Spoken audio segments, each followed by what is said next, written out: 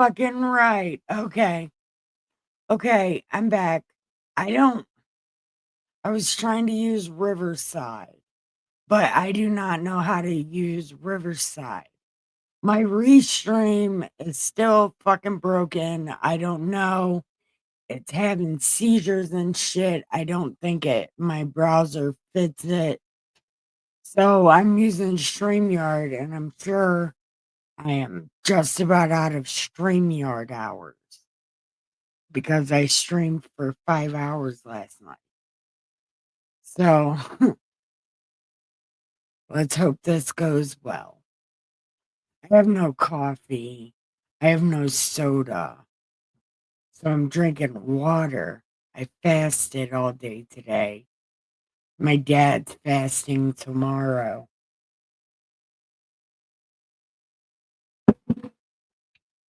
Yeah, it was the thing. Me and my dad were supposed to be fasting at the same time, but I fuckered it up because I didn't remember to eat since like dinner yesterday. So my dad said I can't fast today because I did it yesterday. Or, you know, I can't fast tomorrow because I did it today. That's what it was. Um, what's the other thing? I don't know.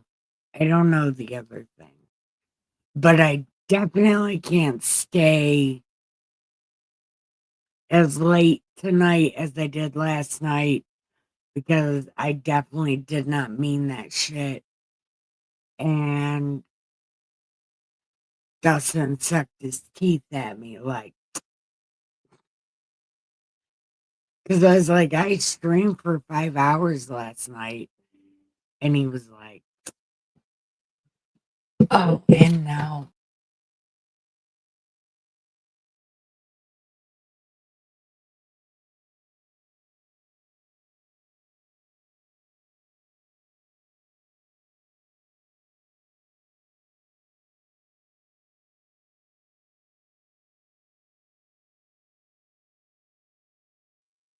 Has my mic been muted this whole time?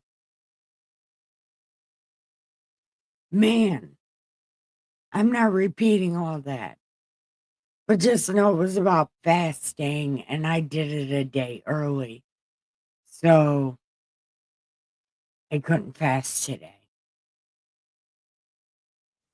But I had a Popeye. Biscuits and gravy Popeye is the best shit ever. Yep. Um, I was gonna watch a story if anybody is interested in watching a story. Um, yeah, right here.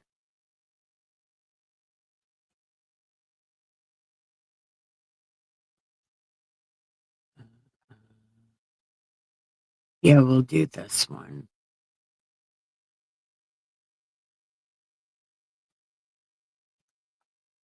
Okay.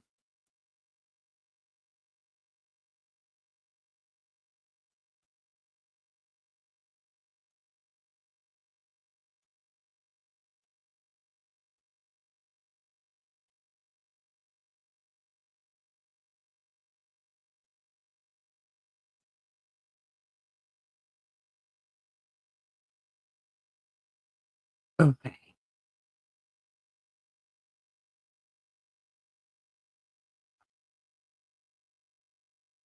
So we're gonna go ahead and press play. A millionaire walks through the aisles of a pharmacy when he's approached by a 6-year-old girl holding a small jar of coins. With a trembling voice, she whispers, "Sir, where can I buy a heart for my mommy?" When he asks where her father is, the answer leaves him devastated. The rain hammered against the windows of St. Jude's Pharmacy with an insistence.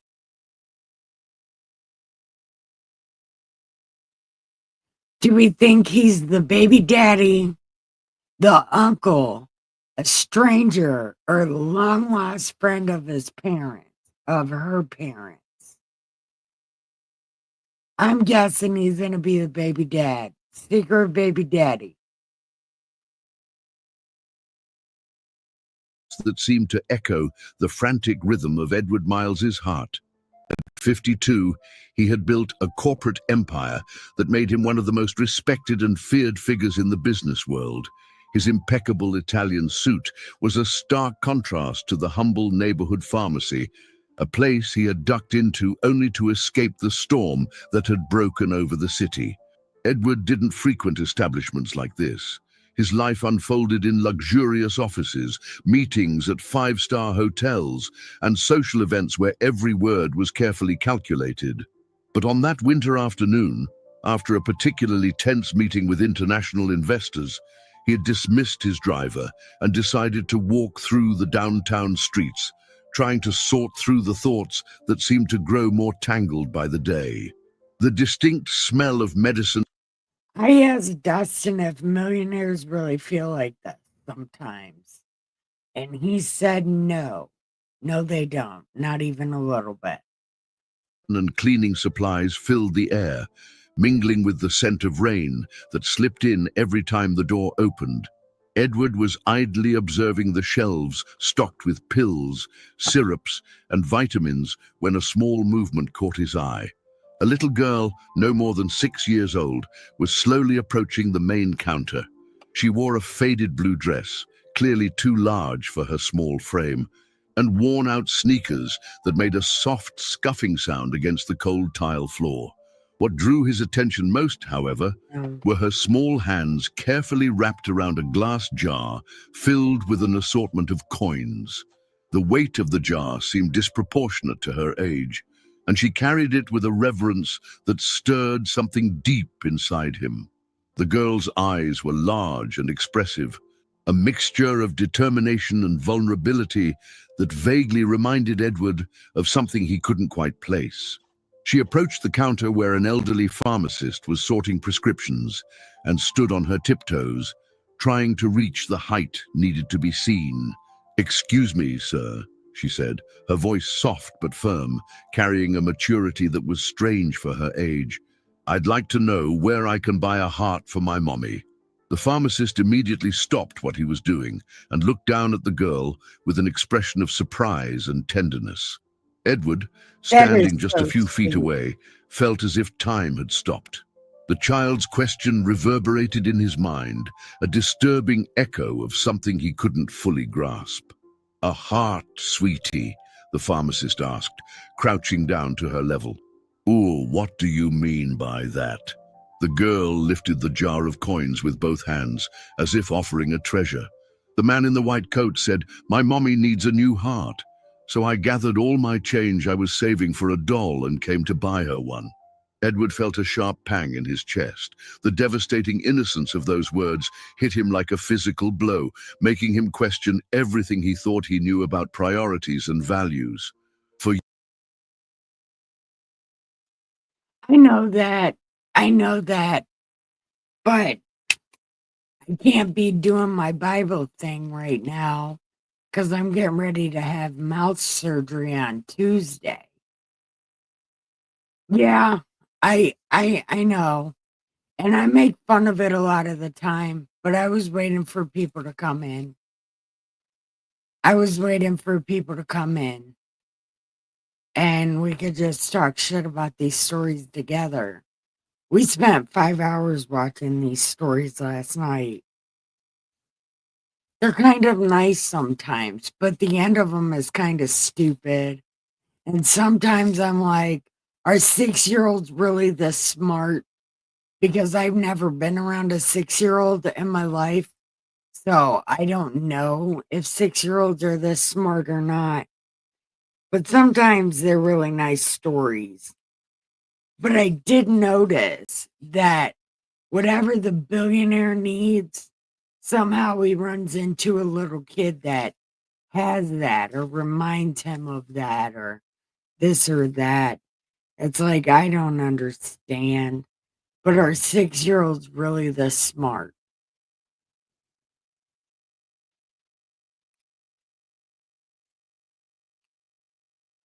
Like, we watched one last night that, this 7-year-old girl, she figured out this blood type anomaly. I don't even know what the fuck that is, but somehow this 7-year-old figured out what a blood clot anomaly was, and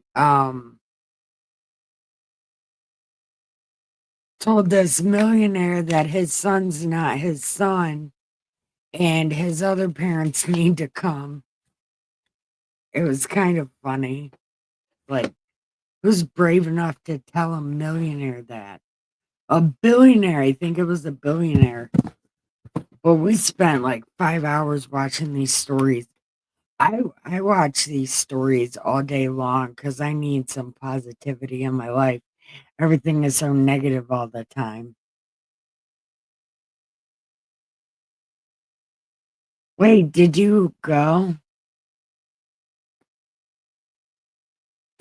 And I know the story's fake, but I gotta have something to do.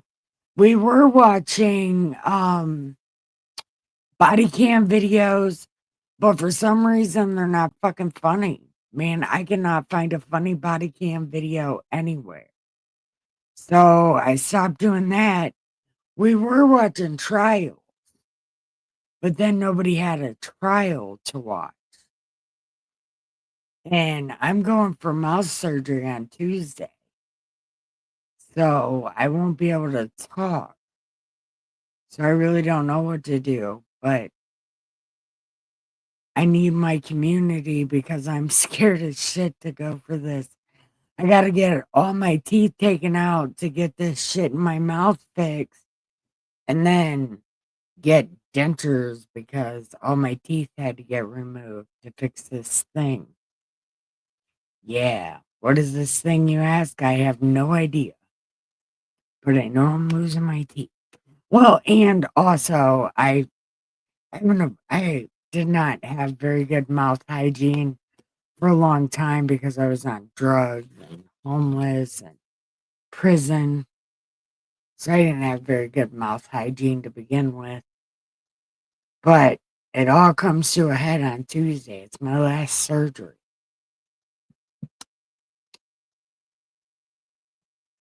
And I guess it's really not a surgery. It's only getting my teeth removed and this thing back here taken out.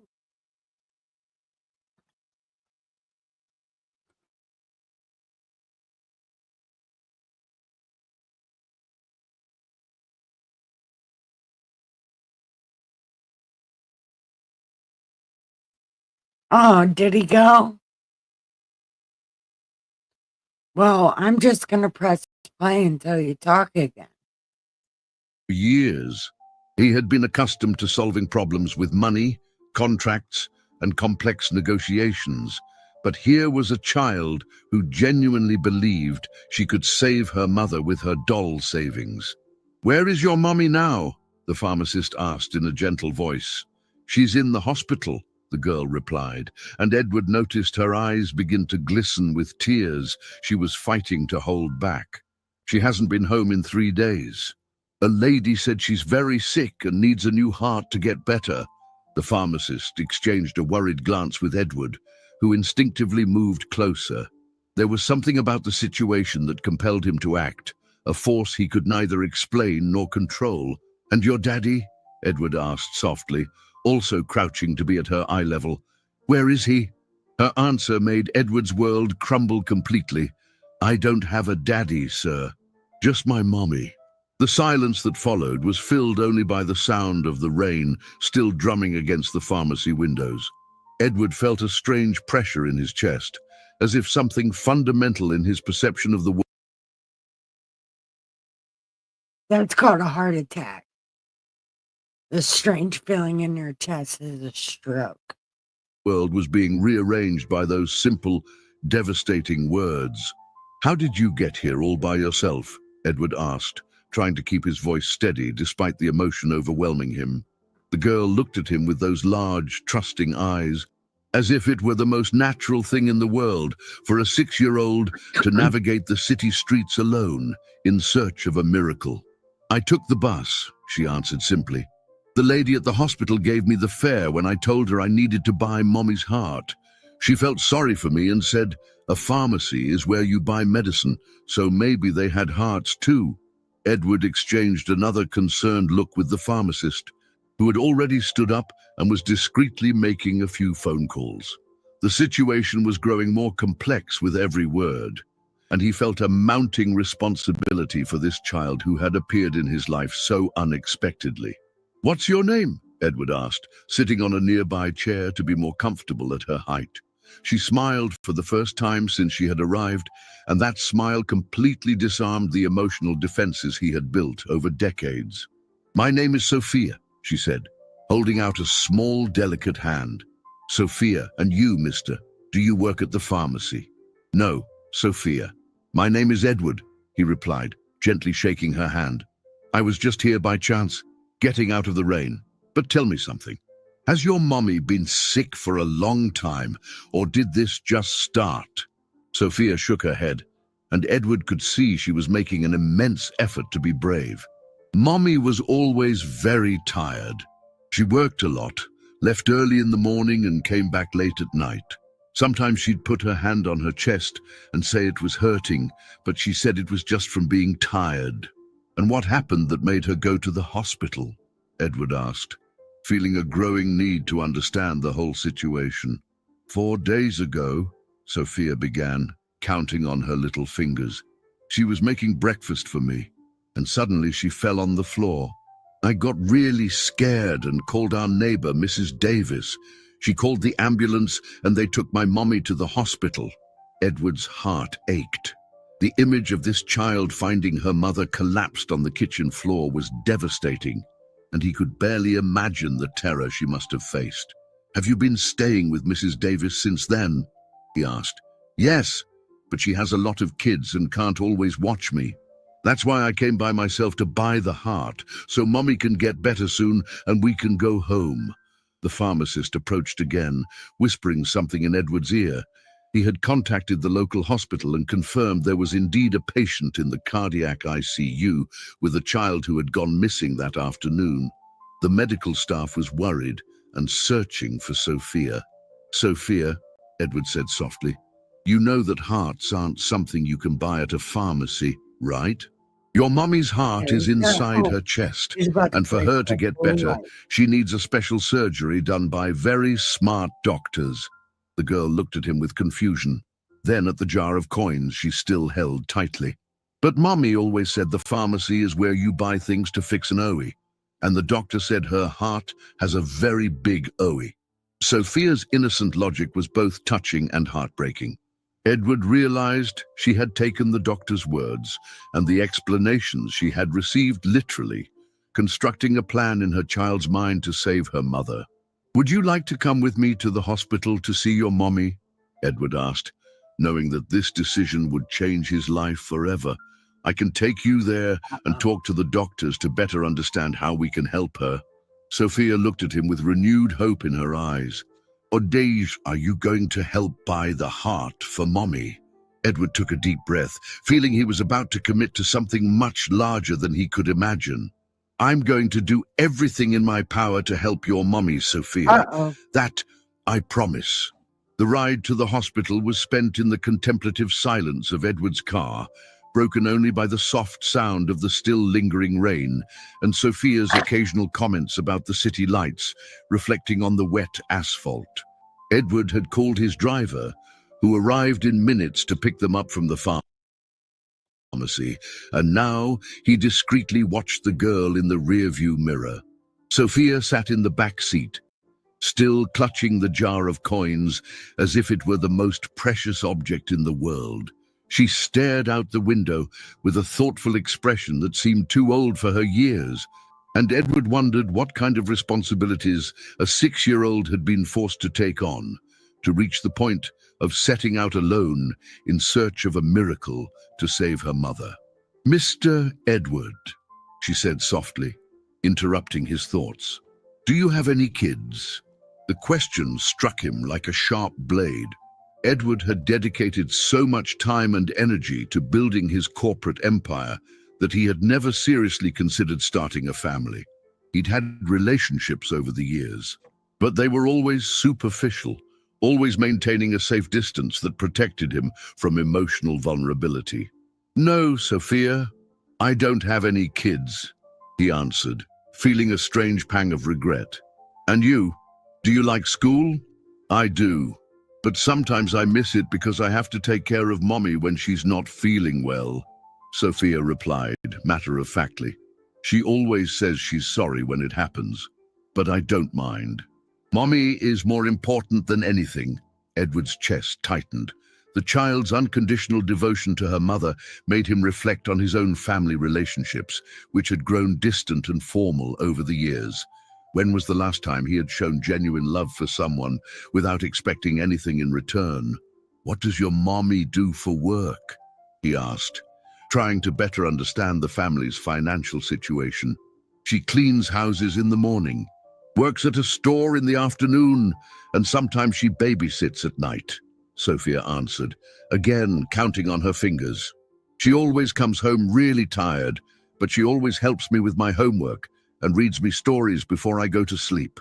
Edward did a quick mental calculation. 3 jobs to support a child alone, all while dealing with health problems that were clearly worsening. The situation was far more complex than he had initially imagined. Where do you live?" he asked, already suspecting the answer.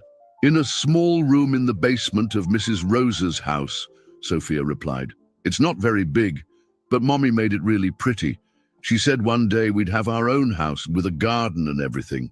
The driver pulled up in front of the hospital, and Edward felt a growing anxiety.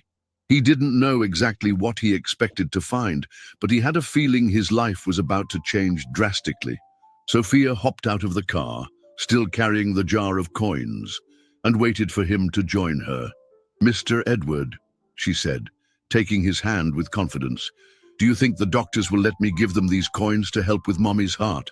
Edward looked at this brave child who was willing to give up her childhood dreams to save her mother, and he felt a profound transformation beginning to stir in his own heart. "Sophia, your coins are the most valuable gift any mother could receive. But let me talk to the doctors first to better understand the situation, okay?"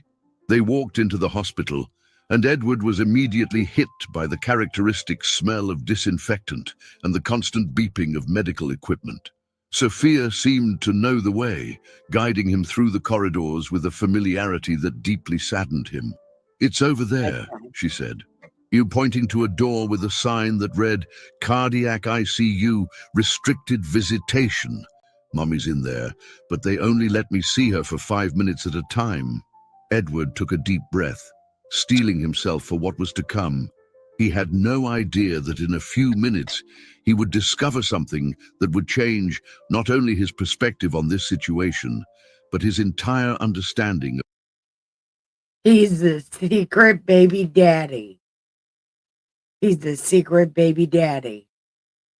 She ran off on him, and he's the dad. But then she's going to blame him because she ran off. "It's all your fault that I ran away. I don't have autonomy." Of his own past. The meeting with the medical team was more revealing than Edward had anticipated. Dr. Peterson, the cardiologist in charge of the case, received them in his office with an expression that mixed professionalism with genuine compassion. Sophia remained by Edward's side, still holding the jar of coins, as the doctor explained the gravity of the situation. "Ms. Evans is suffering from advanced dilated cardiomyopathy," Dr. Peterson explained, using terms he immediately simplified upon noticing Sophia's presence. "Her heart is very weak and can't pump enough blood to her body. Unfortunately, the only definitive solution would be a heart transplant." Edward felt the weight of those words. "And what are the chances of finding a compatible donor? There are waiting lists, and the process can take months or even years. Besides, it's an extremely expensive procedure," the doctor answered honestly. We're doing everything we can to stabilize her. But the situation is delicate. Sophia looked at the doctor with her large, hopeful eyes. Doctor, can these coins help buy the heart for Mommy?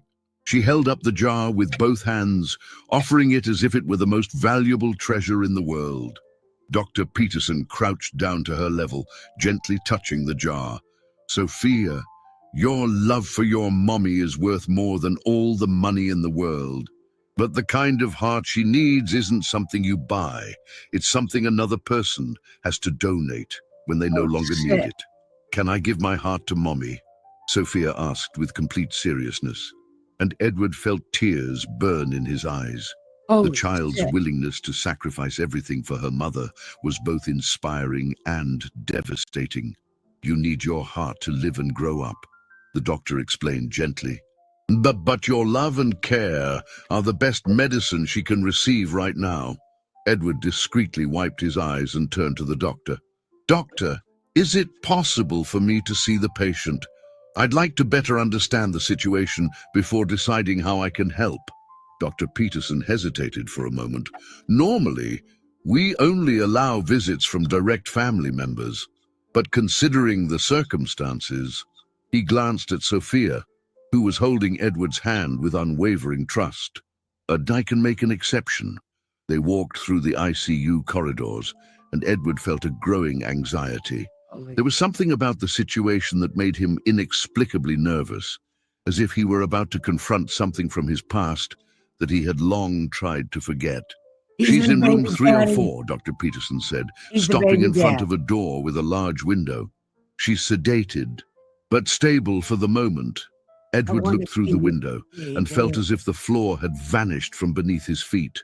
The woman connected to the machines, with tubes and wires all over her body, was unmistakably Clara Evans, his first girlfriend, the first love of his life. Even after 27 years, even with her face pale and marked by suffering, he recognized her instantly. The memories came back in a flood. Clara at 17, with the same smile he now saw reflected in Sophia's face. The plans they had made together before he left to study abroad. The promises of eternal love that had seemed so real at the time. The way it had all ended when he decided to accept the scholarship for his MBA in London. Mr. Edward, are you okay? Sophia asked, lightly tugging his hand. You look very pale.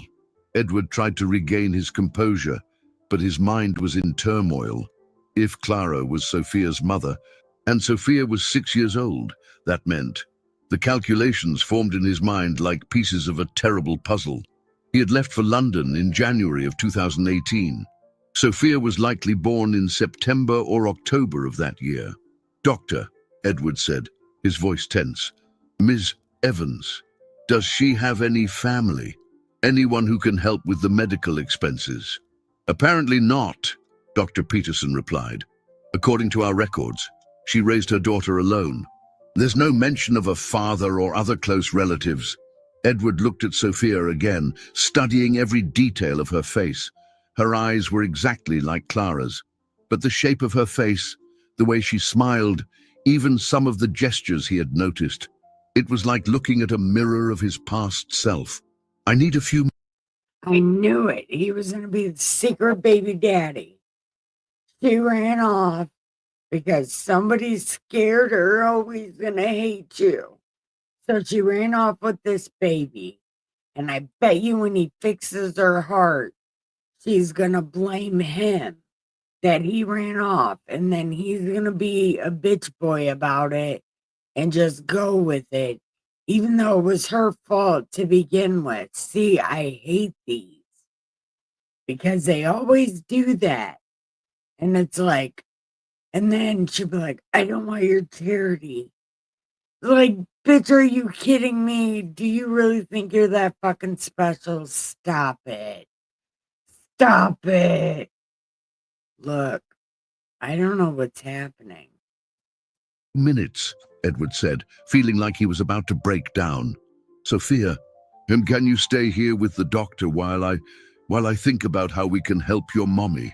Sophia nodded confidently, never imagining that the man who had promised to help her was just discovering that he might be far more than just a kind stranger. Oh my Edward walked God. away from the ICU with hurried steps, looking for a private place where he could process the discovery that was revolutionizing his entire understanding of the last 27 years of his life. Edward found himself sitting in the hospital garden on a bench, still damp from the rain that had finally stopped. His hands trembled as he tried to organize the thoughts crashing in his mind like furious waves. The discovery that Clara was here, fighting for her life just a few feet away, had awakened memories he had buried deep over the years. He remembered their last night together perfectly. It was December 2017, and they were in the small apartment Clara shared with a friend. They had talked about the future, about the dreams they shared, about how they would handle the distance when he left for London. Clara had cried, begging him not to go, saying she had a bad feeling that something would happen if he left her. "You'll forget me," she had said, tears streaming down her face. "You'll meet other people, have a new life, and I'll just be a memory from the past." Edward had promised that would never happen. He had sworn he would come back for her as soon as he finished his degree. He had given her a simple ring, promising it was just the beginning of a life together. But life had other plans. For the first few months in London, they spoke daily. Edward told her about his classes, the city, how much he missed her. Clara talked about the job she had found, about the plans she was still making for his return.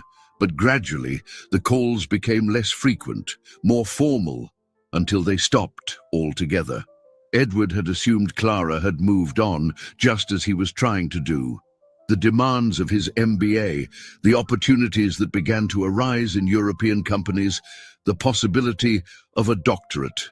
Little by little, he postponed his return to the States until 3 years turned into 5, then 10. When he finally returned in 2028, he was a different man.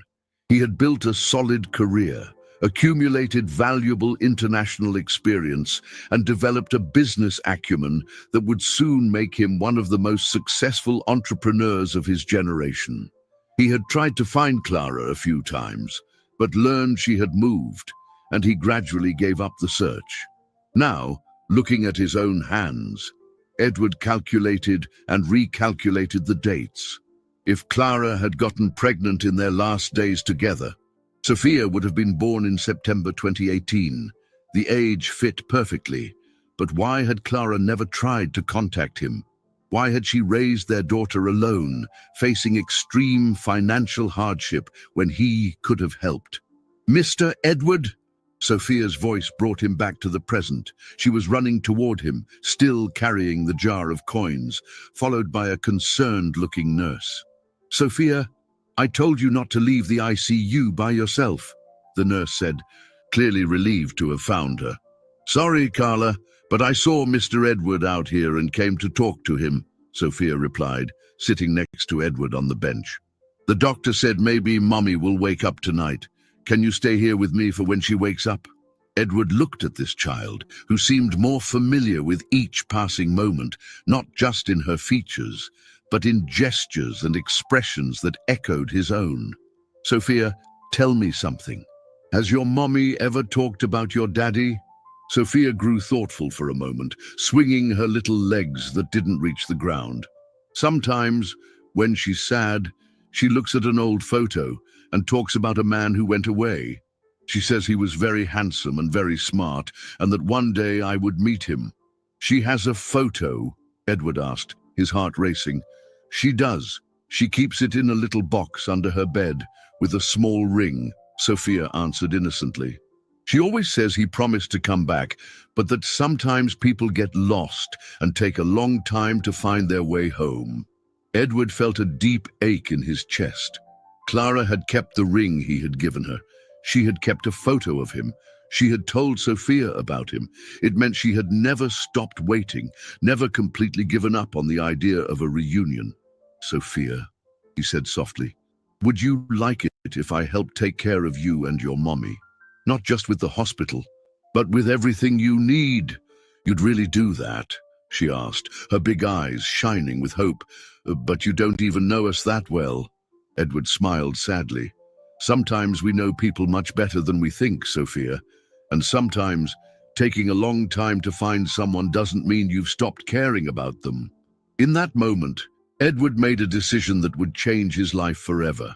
He needed to find out the truth about Sophia, about Clara, about the years lost between them. But more importantly, he needed to ensure that this family he had just rediscovered would never face hardship alone again. Night had fallen over the hospital when Dr. Peterson finally informed them that Clara had woken up and was stable enough for a brief visit. Edward felt a mix of anxiety and anticipation he hadn't experienced in decades.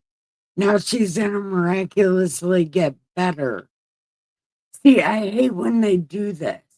But first she's gonna start talking about it's all your fault and I'm not a charity case. I don't want to be your project. I hate listen. This is stupid. It's stupid. I hate it. All of them do that. The secret baby daddy, and then all of a sudden the woman's like, I'm not charity. I used to love you, but I don't anymore. This is not your baby. See, I don't like these women. While Sophia held his hand with the innocent trust of a child who believes What did you adults do? always know what to do. Remember, Sophia, your mommy is still very weak, explained Carla, the nurse, as she escorted them through the ICU corridors. You can only stay for 10 minutes, and you have to speak softly so you don't tire her out. Sophia nodded solemnly.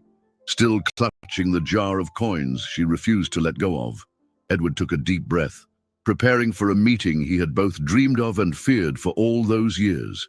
Room 304 was dimly lit, illuminated only by the soft glow of the monitors tracking. Boom, she has a heart attack. As soon as she sees them, she has a heart attack. Clara's vital signs. She was awake, her eyes turned toward the window, when Sophia ran in and stopped abruptly beside the bed. "Mommy," Sophia whispered, her voice thick with emotion. "I brought the coins to buy your new heart."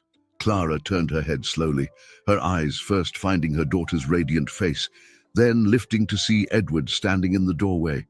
The expression that crossed her face was indescribable, a mixture of shock, recognition, pain, and something that might have been relief. "Edward," she murmured, her voice weak but unmistakable. "Is it really you?" Edward approached the bed with hesitant steps, feeling as if he were walking through a dream. "Hi, Clara. How are you feeling?" "Mommy, this is Mr. Edward that I told you about," Sophia said excitedly, oblivious to the tension filling the air between the two adults. "He promised he's going to help us. He brought us in his car and talked to the doctor and everything." Clara looked at her daughter, then back at Edward, trying to process the situation. "Sophia, honey, how did you meet Mr. Edward?" "I went to the pharmacy to try and buy a heart for you," Sophia explained, as if it were the most logical thing in the world. "Mr. Edward was there, and he helped me. He's very handsome, isn't he, Mommy?" Edward saw tears well up in Clara's eyes and felt his own heart clench. There were so many things that needed to be said, so many explanations required, but Sophia's presence made any deeper conversation impossible. "Sophia," Clara said softly, "can you ask Carla, the nurse, to show you where they have some coloring books for kids? I need to talk to Mr. Edward about how he can help with the treatment." Sophia hesitated for a moment, then nodded. "Okay, Mommy, but I'll be right back, okay? And I'll leave the coins right here." She carefully placed the jar on the bedside table and left the room, closing the door behind her. The silence Here we that go. followed was heavy, laden with 27 years You of got 10 unsaid minutes, words. motherfucker. Clara was the first to Why are speak, you gonna be her voice quiet? still weak but charged with emotion. "Why did you never answer my letters?" she asked, tears rolling down her pale cheeks. I wrote so many times. I told you about the pregnancy, No, about Sophia, about how I was trying to raise her alone. Edward felt as if he'd been punched in the gut. What letters, Clara? I never received any letters from you. After the first few months, you stopped answering my emails and calls. I thought you had moved on. Moved on? Clara tried to sit up, but her weakness prevented it. Edward, I was pregnant. I tried to tell you in every way I could. I sent letters to the address you gave me in London. I tried calling. I even asked friends who lived there to look for you. Edward felt the world spinning around him. Clara, I swear to you, I never received anything. If I had known about Sophia, about you being pregnant, I would have come back immediately. You have to believe me. Then how are you here now? She asked, confused and emotionally exhausted. How did you find Sophia? She found me, Edward answered, still trying to process the information about the letters. She showed up in a pharmacy this afternoon, trying to buy a heart for you with a jar of coins. When I saw you here at the hospital, Clara, I knew who you were instantly. Clara closed her eyes. And Edward saw she was fighting against a wave of emotion and fatigue. Sophia is your daughter, Edward. I always knew you'd come back one day somehow. She has your eyes, your way of smiling. The confirmation he had suspected hit Edward like a lightning bolt. Sophia was his daughter. He had a 6-year-old daughter who had grown up without a father, while her mother fought alone against financial hardship and a health crisis that now threatened her life. The following days passed in a whirlwind of emotions for Edward. He had checked into a hotel near the hospital to stay close to Sophia and Clara, trying to process the magnitude of his newfound fatherhood while arranging the best possible medical care for Clara. Dr. Peterson had agreed to move her to a private room where she could have more comfort and privacy to recover. Edward had spent hours consulting with Where is specialists, she recovering seeking second from? opinions, and exploring every treatment option. Clara's situation was grave, but not hopeless. With the right treatment and, eventually, a heart transplant, she could lead a normal life again. The problem was that it would all cost a fortune, and the waiting lists were long. Sophia had adapted to Edward's presence with an ease that both moved and frightened him. She had started calling him Mr. Ed, and seemed genuinely happy to have someone helping her take care of her mother. That's During hospital visits, she would tell him stories about school, about her dreams for when her mum got better, about how she wished she had a complete family. It was on a Thursday morning that everything changed dramatically. Edward was in Clara's room, organizing some paperwork for the health insurance plan he had set up for her, when Dr. Peterson entered with a grave expression.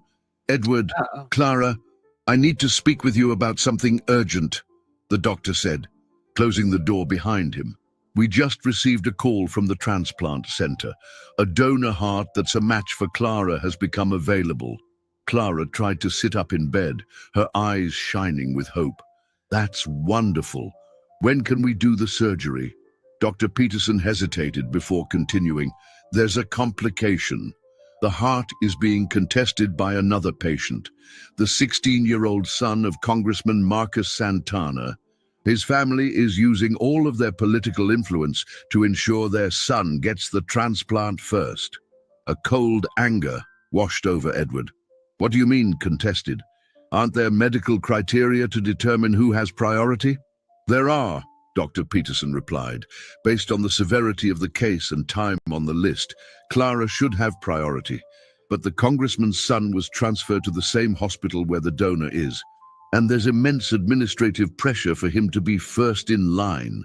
That's absurd, Edward exclaimed, feeling his years of business experience challenged by a situation where money and influence seemed to matter more than human life. There has to be something we can do. What worries me most, Dr. Peterson continued, is that Clara doesn't have much time. Her condition has deteriorated in the last 48 hours. If we lose this opportunity, it could be months before another compatible donor becomes available. Clara gripped Edward's hand tightly, and he could feel how weak she was. Edward, I don't want you to get into a political fight because of me. You've already done too much for us. Clara, you are the mother of my child, Edward said firmly. I will not stand by while corrupt politicians play games with your life. At that moment, Sophia entered the room carrying a drawing she had made for her mother. It was a family of three, her, Clara, and Edward, all holding hands in front of a house with a garden. Unaware of the gravity of the conversation, she proudly showed off the drawing. Look, Mommy, I drew our new family. When you get better, we're going to live in a house just like this, Sophia said, climbing onto the bed to hug Clara. Edward looked at the scene, his daughter embracing her mother, who was fighting for her life, while politicians tried to manipulate the healthcare system for their own benefit, and he felt a fierce determination build in his chest. Dr. Peterson, he said, his voice leaving no room for argument, I want you to connect me immediately with everyone responsible for this process. I will use every resource I have, every contact, all the influence I've built over the years to ensure that Clara gets this transplant. Edward, it could be dangerous to cross powerful people, Dr. Peterson warned. Edward looked again at Sophia and Clara, and he knew he was about to make the most important decision of his life. He's gonna Doctor, try to I've send built it- an empire, Yeah. amassed a fortune and influence. If I can't use all of that to save the woman I love and the daughter I just found, then nothing I've achieved has any value. The battle that would begin at that moment would test not only Edward's resources and determination, but would also force him to confront what kind of man he truly wanted to be. Someone who hid behind power and money, or someone who fought for justice, even if it meant risking everything. The next 72 hours became the most intense battle of Edward's life. He mobilized his legal team, contacted trusted investigative journalists, and called in every political favor he had cultivated over the years. But the deeper he dug, the more he uncovered about the extent of the corruption surrounding the case. Congressman Marcus Santana was not only using his influence to benefit his son, but had created a network of favors that included hospital administrators, doctors, and even members of the Medical Ethics Board. Edward discovered it wasn't the first time something like this had happened, and that several less fortunate families had lost loved ones due to similar manipulations of the transplant system. During this period, Edward split his time between strategic meetings and moments at the hospital with Clara and Sophia. The little girl had sensed something was wrong, despite the adults' efforts to maintain a sense of normalcy in her presence. Mr. Ed, Sophia said one afternoon, as Edward helped her with homework beside Clara's bed. But why does everyone start whispering when I come near? Mommy is going to get better soon, right? Edward exchanged a worried look with Clara, who was visibly weaker. The doctors had been clear. She had a week at most before her condition became irreversible, even with a transplant. Sophia, sometimes adults have to solve very complicated problems to help the people they love, Edward explained, sitting beside her. But I promise you, I am doing everything I can to make your mommy better. I know you'll do it, Sophia said with a confidence that broke Edward's heart. Mommy always said that when you really love someone, you find a way to protect them. Clara reached out a weak hand to touch Edward's face. Sophia's right. You were always like that, Edward. Once you made up your mind, nothing in the world could stop you. That night, after Sophia had fallen asleep in an armchair beside Clara's bed, Edward received a call that would change the course of the entire situation. It was his lead attorney, Martin Reed, with a disturbing discovery. Edward, we found something important, Martin said, his voice tense. The congressman's son isn't actually in critical condition. He has a heart condition, yes, but it's stable and manageable with medication. The transplant would be preventative, not an emergency. A wave of indignation washed over Edward. Are you sure about this? Absolutely. We gained access to his medical records through a contact at the hospital. The boy could live for years with proper treatment. Meanwhile, Clara has days, maybe hours, if she doesn't get this transplant. And can we use this information legally? We're filing a lawsuit first thing in the morning. But Edward, you need to know. The congressman found out you're investigating the case. He's made some threats, discreet, but they're threats. Edward looked at Clara sleeping, and Sophia curled up in the chair, and he felt an iron resolve take hold of him. Martin, what kind of threats? He said he has enough influence to cause serious problems for your businesses. He can block government contracts, create tax complications, mobilize the press against you. Basically, he's trying to buy you off or intimidate you. Edward clenched his fists. Throughout his career, he had faced tough competitors, economic crises, and seemingly impossible challenges. But he had never faced a situation where human lives were at stake, especially the life of the woman he loved.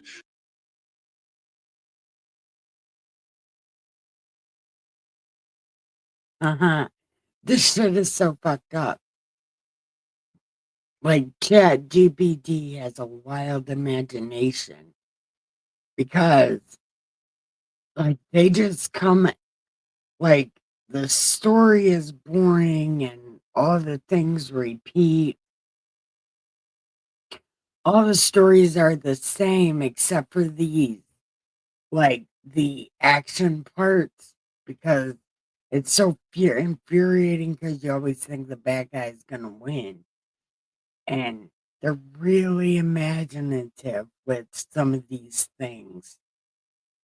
And it feels like the story drags on, but right at the end, it's super rushed. And then it goes into all these, the moral of the story, kids. You know, it tells you like the moral of the story just goes on and on and on. It has nothing to do with the story. And the daughter he had just discovered. Martin, I want you to accelerate all legal proceedings. At the same time, prepare for a war. If the congressman wants to play with threats, he's about to find out he picked the wrong opponent. Edward, are you sure? This could destroy everything you've built. Edward looked again at Clara and Sophia, and the answer came without hesitation. Martin, if I can't save my family, nothing I've built has any value. I would rather lose my entire empire fighting for them than live as a rich coward. After hanging up, Edward sat beside Clara's bed and gently took her hand. That's a new one. That's a new one. I would rather be what is that, a broke hero than a rich villain. Yeah, that's some wise shit. They've never said that one before. Woke up and looked at him with those eyes that still held the same sweetness from 27 years ago. Edward, I heard you, she whispered. I don't want you to destroy yourself for me. How was it 27 years ago if this girl is 6? I don't know. Sophia will need you after I'm... No, Edward interrupted firmly. Wow. You are not going to die, Clara. I won't let you. And Sophia is not going to grow up without her mother, just as she won't grow up without her father. We are going to be a family, the way it always should have been. Clara smiled faintly, and Edward saw a tear roll down her cheek. I love you, Edward. I never stopped loving you. I love you too, he replied, gently kissing her forehead. And now I'm going to prove it. The next morning brought a revelation that shook Edward in a way he hadn't expected. While awaiting news on the lawsuit his lawyers had filed, he received a call from his personal assistant, Marina, who had been digging into his past to better understand why Clara's letters had never reached him. Mr. Miles, I need to speak with you urgently, Marina said, her voice strained. I've discovered something about the letters Ms. Evans mentioned. Can you come to the office? Edward was reluctant to leave the hospital, but Marina's insistence convinced him it was important. He asked Carla, the nurse, to keep an eye on Sophia, who was playing in the room beside Clara's bed, and headed to his office downtown. What Marina had discovered was devastating. Through old contacts and meticulous investigation, She had found that Clara's letters had indeed arrived at Edward's address in London, but they had been intercepted by Margaret Miles, Edward's aunt and a minority partner in his first company, What? who had travelled to No London several way. times. Why is there always the family? Look. Oh my God. This is too much. Man. It's always something. Always something. Man, always something. During that period, under the pretext of checking on her nephew's business affairs. She kept all the letters. What? Sir, Marina explained, handing him a dusty shoebox. I found this in her apartment after she passed away last year. Her housekeeper gave it to me, saying that Mrs. Miles had asked her to do so if anything happened to her. Edward opened the box with trembling hands and found more than 50 letters from Clara, all addressed to him, all opened and read. The first ones were joyful, telling him about the pregnancy and their plans for his return. Gradually, the tone shifted to desperation, then sadness, until the final letters were desperate pleas for him to at least respond, even if it was just to say he wanted nothing to do with her or the baby. There's a letter from your aunt as well, Marina said softly, explaining why she did it. With shaking hands, Edward opened Margaret's letter. My dearest Edward, if you are reading this, it means I'm no longer here to explain myself. I know what I did was terrible. But at the time, I thought I was protecting you. Clara came from a poor, uneducated family, and I feared she would destroy your brilliant future. Why are rich people like that?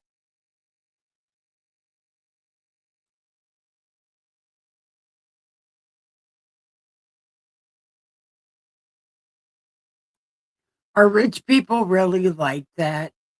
They can't be rich. I'm sure some of them are, but all of them. Like, I asked Dustin, do billionaires really feel this way sometimes? And he's like, absolutely not. It's like, but they have to. At some point, something's got to make them human. I thought if Less lizard people like it and more normal. she believed you had moved on, she would too, and you would both be happier apart. I never imagined she would raise the child alone, nor that you would return without knowing you were a father. I ask for your forgiveness, but I know I don't deserve it. The letters are all here. Perhaps one day you can find a way to fix what I broke. Edward felt as if the world was collapsing around him. 27 years of separation, of Clara's suffering, of Sophia growing up without a father, all because of his aunt's arrogance and prejudice. He thought of all the times Clara had struggled, Wow. all the nights Sophia had asked about her father, all the difficult moments they had faced alone. Marina, I need to get back to the hospital, Edward said, putting the letters back in the box. And I want you to cancel all my appointments for the next week. I don't care what happens to the company, the business, anything. My family is my priority now. On the way back to the hospital, Edward battled the devastating guilt that consumed him. How had he been so blind as to not realize what was happening? How had he allowed his aunt to manipulate his life so cruelly?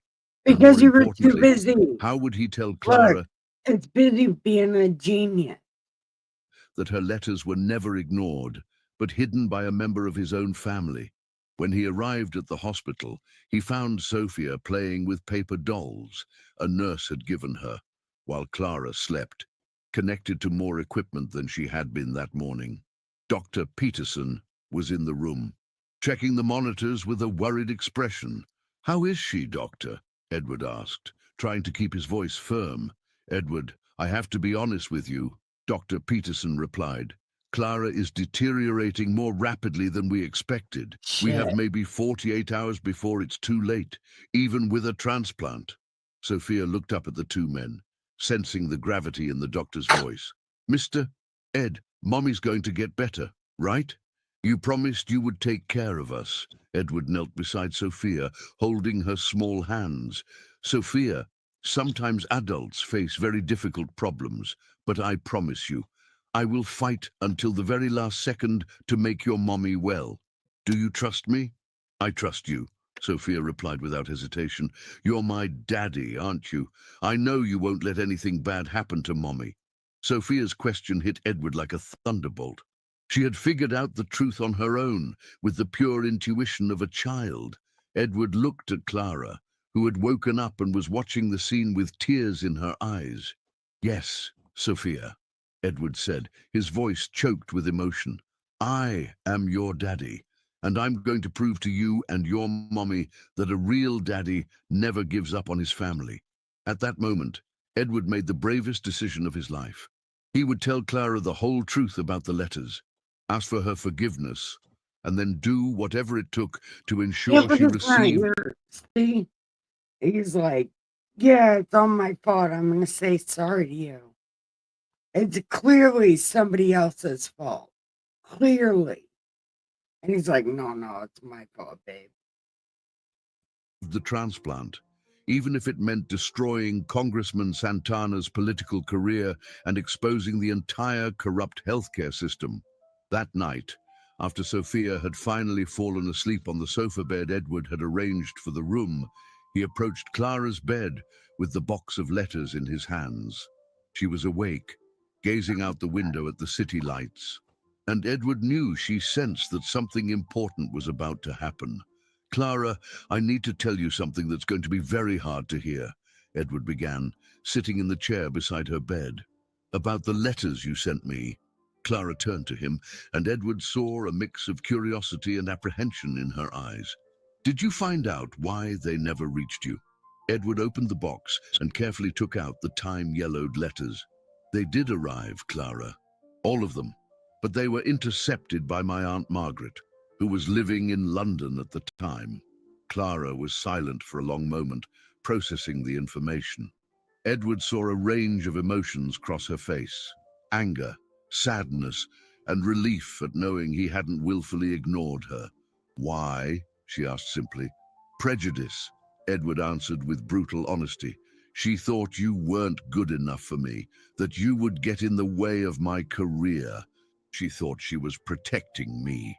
Clara closed her eyes, and Edward saw tears roll down her face. 27 years, Edward. 27 years raising our daughter alone, working 3 jobs, struggling to get by because someone decided I wasn't worthy of you. Clara, Edward started, but she cut him off. Why? No, she said, her voice stronger than it had been in days. Let me finish. For all those years, I blamed myself.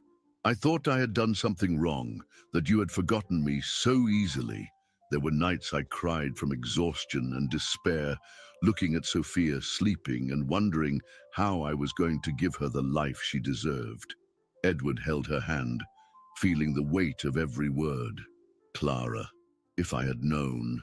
I know you would have come back, she said, squeezing his hand weakly. I always knew it, deep down. That's why I could never completely forget you. That's why I kept your ring all these years. Edward pulled one of the letters from the box, one of the first, where Clara wrote excitedly about her pregnancy. Can I read it?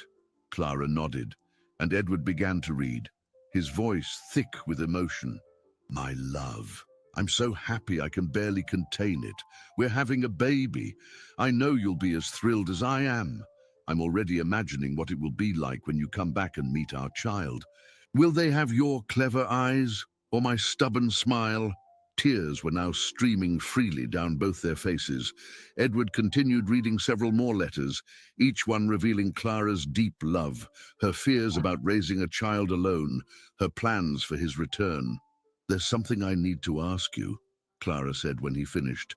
If you had received these letters back then, would you have been happy, or would you have felt trapped, obligated to come back? Edward looked directly into her eyes. Clara, finding out about Sophia was the best moment of my life. These last few days, seeing you both, being a father for the first time, I've realized that all the success I've achieved meant nothing without a family to share it with. If I had received your letters, I would have been on the next flight home, and we would have built a beautiful life together. Clara smiled for the first time in days. Then we didn't lose those years completely. They brought us here, to this moment. Just then, Sophia stirred on the sofa, murmuring something in her sleep. They both looked at her, and Edward felt a wave of renewed determination. "Clara, the decision about the transplant will be made tomorrow," he said. "My lawyers are confident we can reverse the congressman's move. But if for some reason we can't win in court, I'm prepared to go further." "What do you mean?" Clara asked, worried. "I'm prepared to go public with the full extent of the corruption in this case. I have investigative journalists ready to release how the transplant system is being manipulated. It could destroy the congressman's career, but it could also make me many powerful enemies." Clara gripped his hand with more strength than Edward thought she still possessed. "Edward, you can't risk everything for me. Sophia will need you, even if I—" "Don't talk like that," Edward interrupted. "You're going to get better, Clara. We are going to be a family. I'm going to spend the rest of my life making up for these lost years, taking care of you both the way I always should have." "And if something goes wrong?" she asked in a low voice. Edward looked at Sophia sleeping, then back at Clara. "Then I will make sure Sophia grows up knowing exactly how much you both are loved, and that she never wants for anything. But first, I'm going to fight with every fiber of my being to make sure that isn't necessary." Clara closed her eyes, seeming more at peace than she had been in days. "I love you, Edward. I always have. I love you too, Clara. And tomorrow, we start our new life together." Outside the room, Dr. Peterson finished reviewing the latest charts and shook his head sadly. By his calculations, Clara had 24 hours at most. Time was running out. The dawn brought devastating news. Dr. Peterson arrived in the room with a grim expression that made Edward's heart pound. Clara had had a very difficult night, and her vital signs were deteriorating rapidly. They had a few hours at best before it would be too late, even with a transplant. "Edward," Dr. Peterson said in a low voice, stepping away from the bed where Clara was dozing, "I have to be brutally honest. If the transplant doesn't happen today, by late afternoon, there will be no more time." Edward felt as if the floor was disappearing from under his feet. He looked at Sophia, who was sitting beside her mother's bed, holding her hand and whispering stories she had learned at school. "And the lawsuit?" Edward asked, trying to keep his voice steady. "It's still pending. The congressman managed to delay the hearing on a technicality. Your lawyers are doing everything they can, but—" Edward didn't let the doctor finish. He knew the time had come to make the riskiest decision of his life. He picked up his phone and called Martin Reed. "Martin, execute Plan B. I want every journalist we've contacted to receive the complete dossier on Congressman Santana's corruption. Documents, audio recordings, everything. I want this on the headlines of every major news outlet in 2 hours. Edward, are you sure? Once this goes public, there's no turning back. The congressman will use all of his influence to destroy you. Do it, Martin. I don't care about the consequences for me." After hanging up, Edward approached Sophia. "Sweetheart, I need to go out for a few hours to take care of something important to help your mommy. Can you stay here with Carla?" Sophia looked at him with those large, trusting eyes. "Are you going to save mommy?" "Daddy?" Edward's heart clenched hearing Sophia call him Daddy so naturally. "I'm going to do everything in my power, my princess. You take care of mommy while I'm gone, okay?" Sophia nodded solemnly. "I'll tell her more stories. Carla said sick people get better when they hear beautiful stories." Edward kissed Sophia's forehead, then leaned over Clara, who had weakly opened her eyes. "I'll be back soon," he whispered in her ear. "Hold on. Our family depends on it." The next few hours were a whirlwind of activity. From his office, Edward watched as the first stories about the corruption in the transplant system began to break in the media. The investigative journalists had done an impeccable job, exposing not only the specific case of the congressman's son, but an entire network of political favoritism that had existed for years. Edward's phone began to ring incessantly. First, it was the congressman's lawyers. trying to Make some of negotiate. the Then chicken wings. well-known politicians attempting to mediate the situation. Finally, You know what Congressman they are. Santana himself called. Okay. Miles, you have no idea what you've just done, Santana said, his voice furious. I will destroy your company, your contracts, your reputation. When I'm done with you, there will be nothing left. Congressman, Edward replied with a calm that surprised even himself. You can try to destroy my company, my fortune, my reputation, but you can't destroy my love for my family, and now the entire country knows what kind of man you really are. This won't change anything. My son is still getting that transplant. We'll see, Edward said and hung up. 2 hours later, the phone rang again. It was Dr. Peterson, and Edward could hear the emotion in his voice. Edward, you did it. The Medical Ethics Board just overturned the previous decision. Clara is at the top of the list for the transplant. The surgery can begin in 3 hours. Edward closed his eyes, feeling a mixture of relief and exhaustion. Doctor, is she strong enough for the surgery? It's going to be difficult, very risky, but it's the only chance she has. Edward rushed back to the hospital, where he found a touching scene. Sophia was sitting beside Clara's bed, humming a song softly.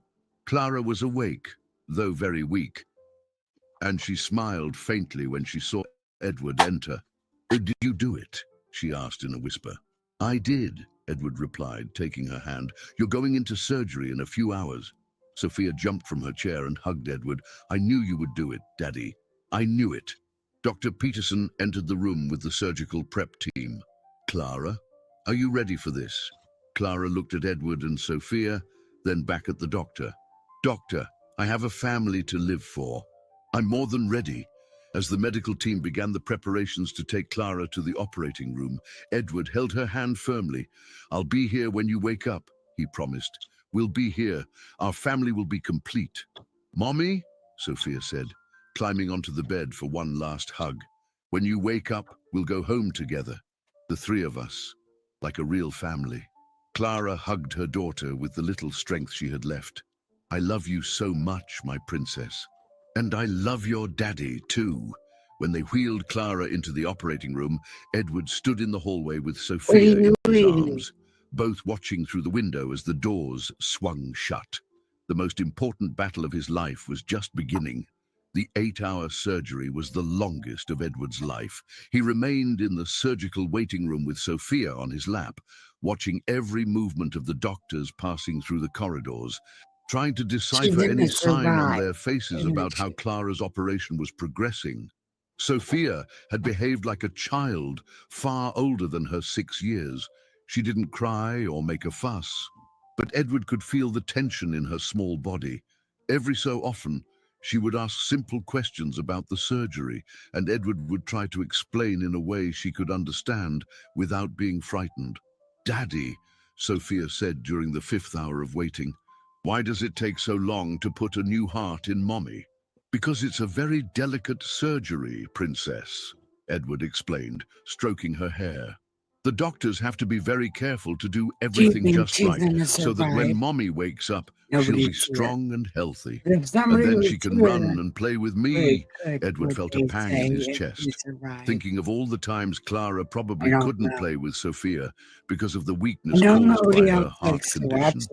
Yes, sweetheart, after she recovers, Mommy will be able to do everything you've always wanted to do together. During the wait, Edward received several work-related calls that he ignored completely. Martin had called a few times to update him on the fallout from exposing Congressman Santana. Apparently, the scandal had gone national, and several other irregularities in the healthcare system were now under investigation. But none of that mattered to Edward at that moment. His only concern was that Clara survived the surgery. In the 6th hour, Dr. Peterson appeared in the waiting room, still in his surgical scrubs but without his cap and gloves. Edward's heart stopped for a moment. How is she, Doctor? Edward asked, trying to read the expression on the doctor's face. The surgery is going well, Dr. Peterson replied, and Edward felt an immense sense of relief. The new heart is functioning perfectly. But we still have another 2 hours to go. The most delicate part is still ahead. Is Mommy going to be Oh, okay? the Sophia doctor asked, took a break climbing in the down from middle of Edward's heart lap to get surgery. closer to the doctor. Like, Dr. Peterson why knelt to are her you level. taking a Your break? mommy is a very strong fighter, Sophia. She's fighting very Why hard is to he get better taking a and break come in the home to middle of you and your heart daddy. surgery? When the doctor left, Why did he take a break in the middle of heart surgery? What is happening? Is that a thing? Did my doctor take a break in the middle of my brain surgery? Like, is that a thing that happens? I don't know. I don't think so. Edward realized there were more people in the waiting room than when they had arrived. Marina had brought flowers and was talking quietly with Carla, the nurse. Martin was at a table in the corner, working on his laptop, probably dealing with the legal fallout of the congressman's exposure. Mr. Ed, Sophia said, tugging on Edward's shirt, can I tell you a secret? Of course, Princess. What's the secret? Sophia leaned close to his ear and whispered, I always knew you were my daddy, since the very first day at the pharmacy. You have the same kind of smile I see when I look in the mirror. Edward felt tears burn his eyes. How did you know? Because Mommy always said my daddy had kind eyes. Did she say that? They didn't say that. That's not a thing that people say. Why did she say that? Big heart. When I saw you helping to buy her heart, I knew it was you. Edward hugged Sophia tightly, realizing how much he had underestimated the intuition and intelligence of this extraordinary child. You're very smart. You know that it runs in the family, Sophia said with a smile that was exactly like Clara's. At the 8-hour mark, Dr. Peterson returned to the waiting room, this time with a more relaxed expression. Edward stood up immediately, holding Sophia's hand. The surgery was a success, the doctor Of announced, course it was. and Edward felt as if he could breathe again for the first time in hours. The new heart is functioning perfectly. Clara is being taken to the post-op ICU, where she'll stay for the next few days while she recovers. Can I see her? Edward asked. She's still sedated and connected to several I machines, want to be but yes, you can sedated. see her for a few minutes. Edward picked Sophia up and followed the doctor down the hall to the post-op ICU. Through the window, they could see Clara connected to various pieces of equipment, but Edward immediately noticed something different. Her breathing seemed stronger, and the color in her skin was better than it had been in weeks. She looks stronger, Sophia commented, pressing her small face against the window. She is stronger, Dr. Peterson confirmed. The new heart is pumping blood properly throughout her body. Over the next few hours, we'll monitor her recovery closely, but all indications are very positive. Edward held Sophia tighter, looking at the woman he loved fighting to come back to them. How long until she wakes up? Probably a few hours. But Edward, Sophia, you need to understand that the recovery will be gradual. Clara will need special care, physical therapy, and controlled medications. It won't be a quick process. It doesn't matter, Edward said firmly. We'll take care of her for as long as it takes. We have a family to rebuild. Sophia nodded gravely. I'll help take care of Mommy. I'll read her stories every day until she's all better. Dr. Peterson smiled. I think with you two looking after her, Clara will have the best recovery possible. As they stood watching Clara through the window, Edward felt a peace he hadn't experienced in years. The battle had been won, his family was safe, and now, finally, they could begin to build the life together they were always meant to have. 3 weeks after the surgery, Clara was finally discharged from the hospital. Edward had completely transformed his penthouse, adapting it to 3 welcome weeks after Clara and heart Sophia surgery. I with thought it all was the a comfort lot needed for her longer. recovery. He had hired a It was longer than that for my brain surgery. Like, I had to be in the hospital for fucking ever. Oh my God. But she got out after 3 days. There's no way. private nurse, a physical therapist, and even a private tutor for Sophia, ensuring that his new family wanted for nothing. The day of her discharge was That's how emotional you for get everyone. spoiled kids. Sophia had made a giant sign that read, Welcome Home. Mommy, with colorful drawings of hearts and a family of 3 holding hands. Clara, still weak, but with the vitality in her eyes she hadn't shown in years, cried with emotion when she saw the apartment Edward had prepared. Edward, this is too much, Clara said, Here we looking go. at the specially decorated room with a view of the park Sophia loved and a comfortable armchair where she could rest during the day. You didn't have to do all this? Yes, I did, Edward replied, helping her into the armchair.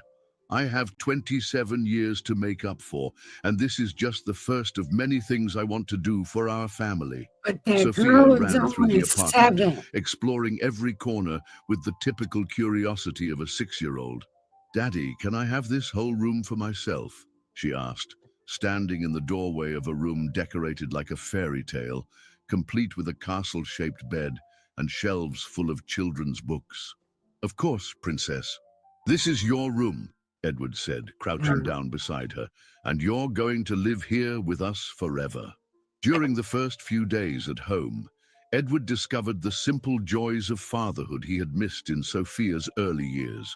He helped her with her homework, made breakfast while Clara rested, and read stories to her every night before bed.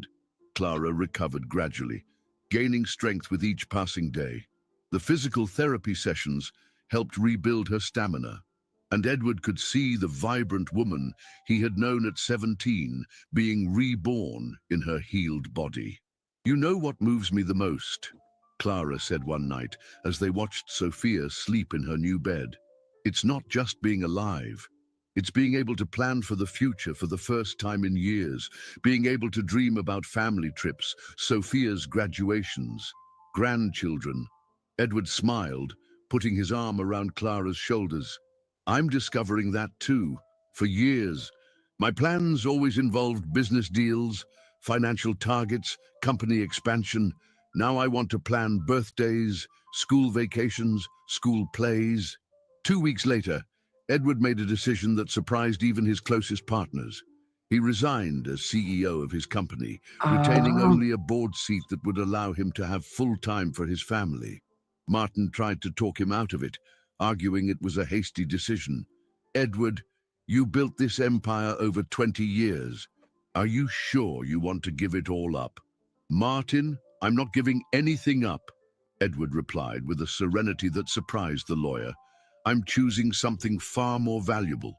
For years, I thought success meant having the biggest office, the highest revenue, the most prestige. Now I've discovered that success is waking up next to the woman I love and having breakfast with my daughter. The decision had significant financial consequences, but Edward found he didn't care. They moved to a smaller house, but one with a garden where Sophia could play. Clara. Okay, so that's pretty much it. I hate all the ending shit because it's like the moral of the story today is blah, blah, blah. But anyway, I want to thank everybody for watching. I want to tell you, have the greatest, no, give your pillow double head and your sheets double ass and have the sweetest dreams ever. I think I gotta do stuff. I don't know what I'm doing. Anyway, thank you for watching. I love you. Have the sweetest dreams ever. Good night.